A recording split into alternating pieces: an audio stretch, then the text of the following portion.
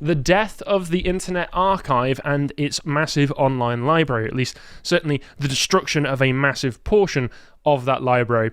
And I've got to be honest, I might upset a few people with this segment because I'm not going to be entirely on the Internet Archive side as a company. As an organisation, I think the resources that they had compiled as part of their online library, which allowed you to check out books for free online as if you were going to a library and had a massive wealth of out of print and difficult to find books that you could get for free, was really fantastic. I've used it a lot of times. But as a company, they're shit libs. And I'm not going to defend them for that. Wasn't one of them related to Taylor Lorenz and tried to retroactively edit the archive link where they doxed libs of TikTok? That might be the case. I don't recall exactly, but I remember it being reported at the time. And so I'm not going to confirm it, but nor will I deny. Check us in the comments. Yes. First, though, one thing that will be very limited run and out of print soon will be issue 2 of Islander, which I know that we've only just announced, but it is a limited run for a reason. When we say limited, we mean limited. This is going to be your only opportunity for the next month or so to get a hold of a copy of this. If you order it now, it'll be printed to order, and you'll have it within about 2 to 3 weeks. It's got excellent articles, all written by a wealth of authors, some returning from the first issue, like Dr. Nima Parvini, Carl Benjamin, and others, with some newbies, including Dave Green, the distributist, Stefan Molyneux, and more. And also, along with that, we've got the merchandise that's come along with it, so you can get a hold of that. You can get a mug, you can get a shirt, or you can get the awesome shirt, the best shirt. But don't buy too many of those, because I'm going to get one. I'm not replacing my mug with one of those, but they are wonderful mugs. Yes, they are wonderful mugs. They're just not gay enough for Connor. I got a little giggle out of Samson. Anyway, so let's look at what's been happening here. So what's happened is the Internet Archive was being sued by a large a conglomeration of different publishing companies, including companies like, I think it was Hatchet House. I'll go through the articles, in fact, and just confirm before I start to make a fool of myself any more than I already do on this show. So it says in here that libraries across the country temporarily closed in the early days of the pandemic. The Internet Archive had the idea to make its library of scanned books free to read in an online database. They already had this library, which is made up of books that have been legally purchased and then scanned and submitted to the website. They already had that, but they had a very particular system involved in it, which is explained a bit better in the next link over, so I'll save it till then. The question of the library's legality became a long-running saga that may have finally ended on last Wednesday when an appeals court affirmed that the Internet Archive violated copyright laws by redistributing these books without a licensing agreement. The decision by the US Court of Appeals for the Second Circuit in Manhattan is a victory for the major book publishers that brought the lawsuit in 2020 and could set a precedent over the lawfulness of broader digital archives. The defendant attempted to do what no one had done before, said Maria A. Palant, president of the Association of American Publishers, which helped coordinate the industry response. She said they were trying to call unauthorized distribution of entire books lending without permission. Obviously, we're delighted with this new decision. So the federal court had ruled against them in March 2023, and then they'd appealed. That court ruling against them meant that they had to remove a lot of books from the library that were on there, 500,000 in fact. In its appeal, the non-profit argued that its free digital library was protected by so-called fair use laws, and that scanning the books was a transformative use of the material done in the public interest, and the court rejected that claim. And I know that this whole thing is a shame. I think the Internet Archive is a really great resource for anybody online, not just for the library that they use, but for the archiving of old digital web pages as well. Given that a lot of that gets lost to history, sometimes it's really good to be able to archive this stuff so that you can keep track of it. But that's an awful argument. It shows a clear lack of understanding of how copyright law works if you say that scanning the book and then printing it online is somehow transformative. The whole point of transformative is that it doesn't occupy the same use that the original did. Like if I snuck a phone into a movie theatre, recorded it on my phone, and then posted the whole thing online, I could argue it's a transformative work because the quality is worse because I'm recording it on a phone. I mean, it's goofy. you're welcome to try the argument, but it won't work. Yeah, I don't think it won't work, just like it didn't here. So I do think that the entire line of argument that they were going down there was at best an arsepull, very clearly.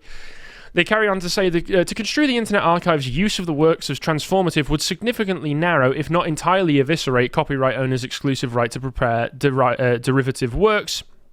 And then it goes on to say, if we were to approve the Internet Archive's use of the works, there would be little to no reason for consumers or libraries to pay publishers for content they could access for free on the website. So basically just saying you would eliminate the entire profit part of the publishing market if we were to allow this decision to go through, because all of a sudden you could just scan books online anytime and they would be legally available for free for everyone forever.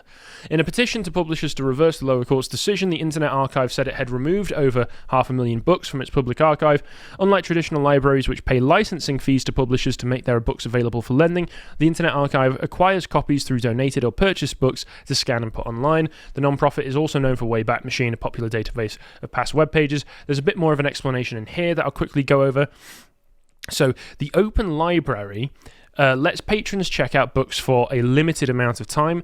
The library only has as many digital versions as it has physical copies, a system called controlled digital lending. Whether they're housed at the Internet Archive's own facilities or in the shelves of its 130 plus partner libraries across the US, each of these books was legitimately purchased from publishers. As the Electronic Frontier Foundation, part of IA's defense team, wrote in a statement, libraries have paid publishers billions of dollars for the books in their print collections and are investing enormous resources in digitizing in order to preserve these texts. In March 2020, as COVID-19 spread, the Internet Archive moved to temporarily allow an unlimited number of people to access the same copies, a project called the National Emergency Library that aimed to provide lockdown-bound students and professionals unable to access physical libraries at least some of the resources that they needed to do their work. So they opened it up in a way that meant it wasn't like a library and just as many people as wanted could get these books, which seemed to be what attracted the attention of this big conglomeration of different publishers.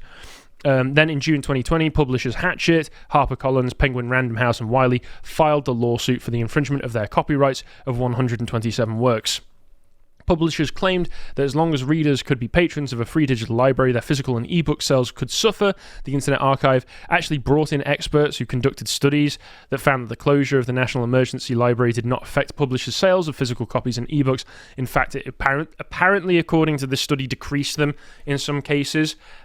I could see that potentially being the way that it would work, if only because if somebody can read a book online, it might actually inspire them to purchase a physical copy. Personally, I've done that a few times where I've looked at excerpts or some copies that you can find online of particular books, even through the Internet Archive, and then purchase them afterwards because I think it's nice to have the physical copy. Also, I find I retain the information a little bit better if I'm not reading them off a computer screen. I do the same with comic book omnibuses. Like, I'll go and look at a issue in the middle of a run before I go and pick up an omnibus, because I'd rather check out two very flimsy issues before I spend 80 to 90 quid on a 50 issue run.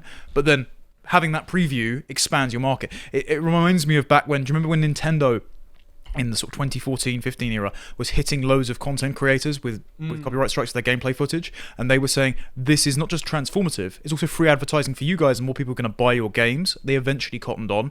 I do wonder though if this is just trying to put the lid on a sputtering pot, because the nature of the internet means that once your book has taken a digital form, the amount of work that goes into creating the product, its means of distribution will diminish the amount of profit you can get over time. Like, if you pay someone a modest fee to generate an article which is free to access and it does the rounds, it not only generates advertising for your outlet and therefore ad revenue and interest, but it also means that the production cost is relatively low to the amount that you spend. Production costs are relatively high relative to the amount of time that's spent on creating a book, and if there's a sort of patronage market for physical books, that's great, that keeps it going, people are more inclined to spend more for physical copies.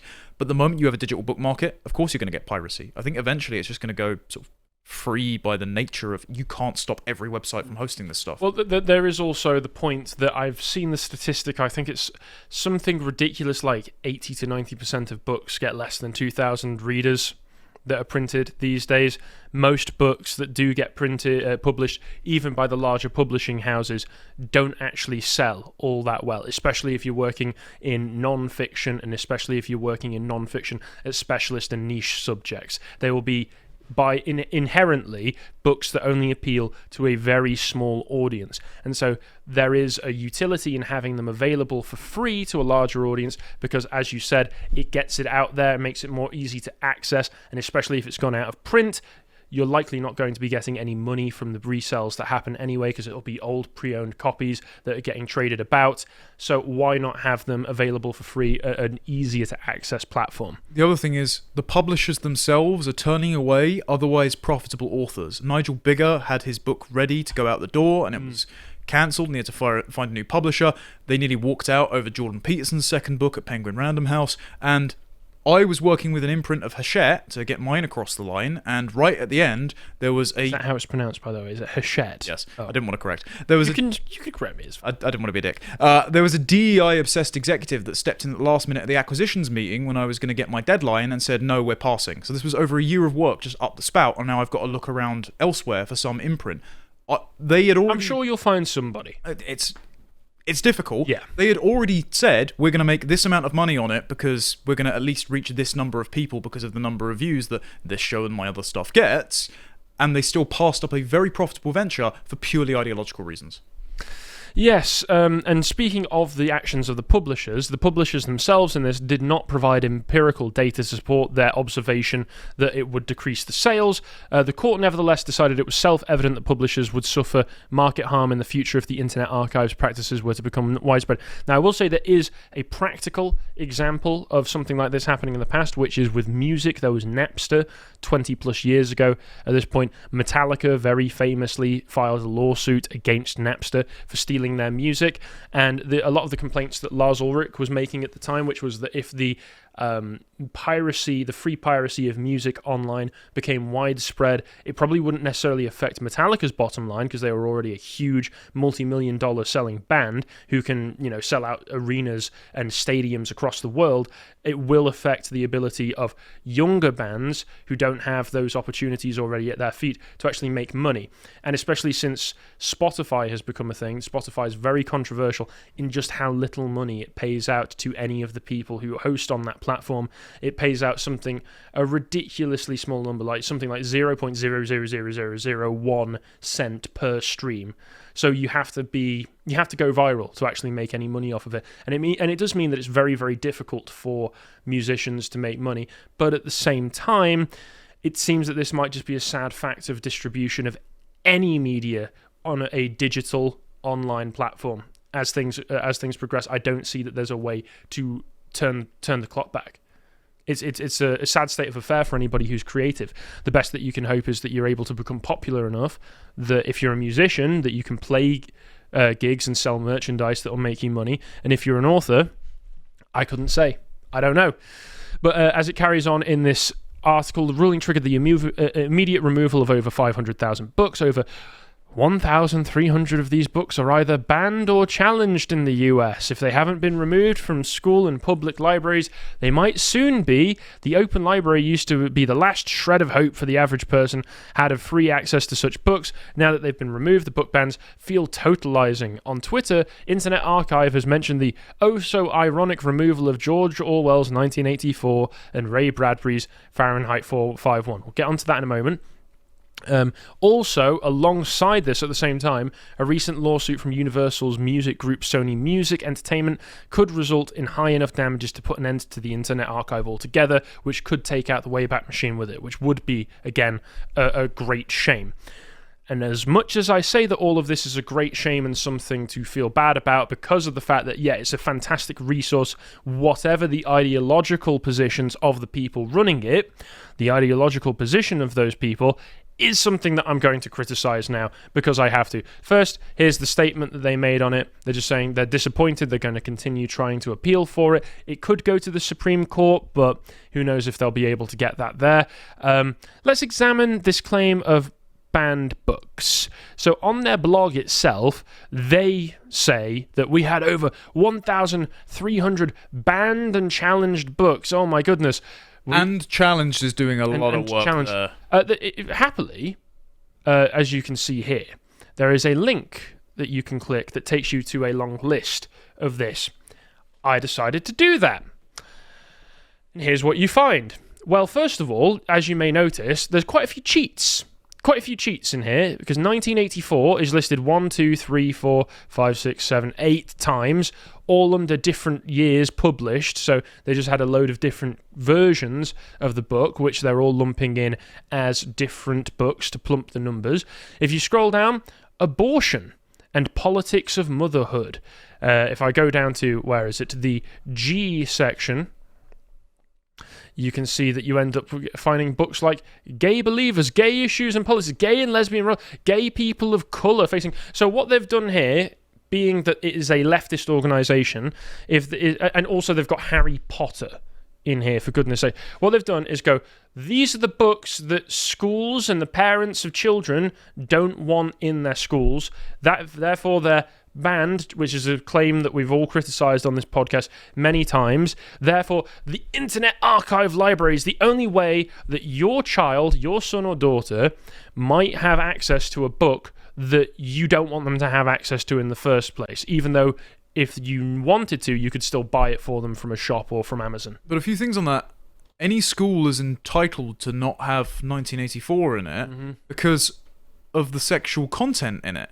So they don't say which schools banned it. They don't say for what reasons. I would presume it's it's just banned, I suppose. Same with Brave New World. I would assume Harry Potter was banned by some of the more orthodox religious schools, both Muslim and Christian, for the glorification of magic and witchcraft. So it might even have been banned by some because Book 4 accidentally glorifies slavery. Or because now J.K. Rowling is an apostate for gender ideology. Yep. So we don't have any of the reasons why...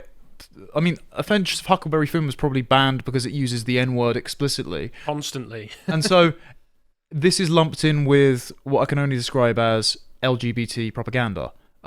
This is fundamentally dishonest.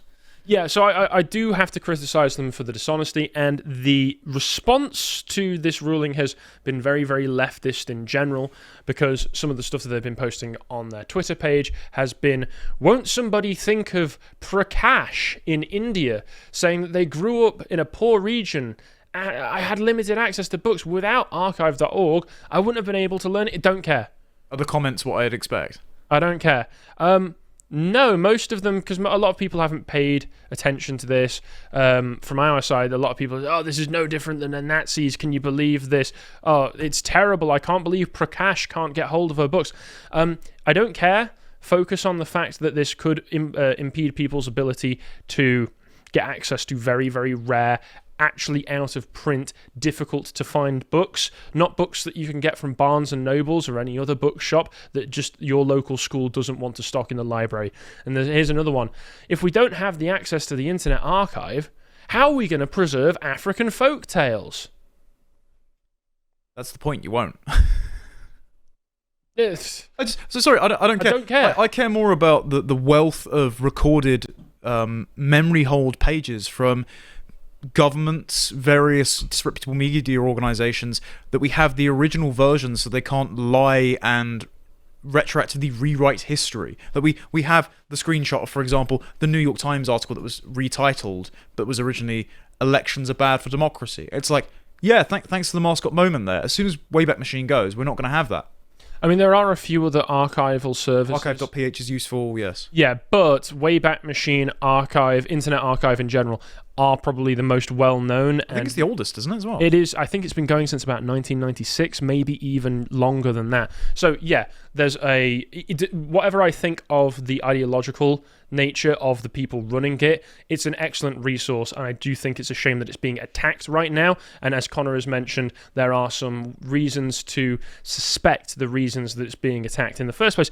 Also, I want to touch on one last thing before we end this segment, which is that this is also being blamed on Chuck Wendig. Do you know who Chuck Wendig is? So let me remind you of Chuck Wendig. So he's an author who's written new Star Wars books. Oh, I do remember this guy. Yeah, certainly not a person that I'm a fan of, who posted when this first happened. NPR did an article on it, and he said, this is a pirate website, it's not legit, what are you doing? And so people are kind of blaming it on him for pointing the lawsuit in the direction. For a reminder for anybody, he did this god-awful tweet way back in the day. Tuesday, the day that you realize that nothing can stop you because you're a magic skeleton packed with meat and animated with electricity and imagination. So he's the typical gooning millennial who... Reddit soy boy. I mean, you can tell, just look at the... You can zoom in. Look at the face. Yeah. The soy face. The rictus grin of a man with high estrogen. I also didn't know that he actually followed this up. This was a thing that he was doing where he was saying, it's Wednesday, the day you flumpty foo, the day you boopty bop. Aren't I so quirky and interesting? I'm so fun. I'm like a big... Responded to this, by the way. Do you know who Lin-Manuel Miranda is? He's the guy that created Hamilton. Yeah. Yeah, so he's part of that clique. He's part of that kind of cultural corner of the world that we all like to ignore. And here's an excerpt from his website, Terrible Minds, where he is an excerpt of his writing style. I like to think of myself as something of a pop culture examiner. I like to sift through its dust and detritus and see what shiny baubles or squirming beetles my fingers can find. And really, what's more pop culture than porn? Anything else, really? Do they make these guys like Seth Rogen at a factory or something? Yeah, I think that there's a conveyor belt pumping them out, ironically, given the subject he's talking about right there with pumping. But I hate to do this because he's an insufferable person. He's an absolutely terrible person. Good Tweetman, and I completely disavow this, says that he should face capital punishment for this piece of writing alone. I would never, ever support anything like that. I've got to defend him because there has been a lot said over the past week since this decision came out, blaming Chuck Wendig in particular. I've got to dispel the myth. He's got nothing to do with it.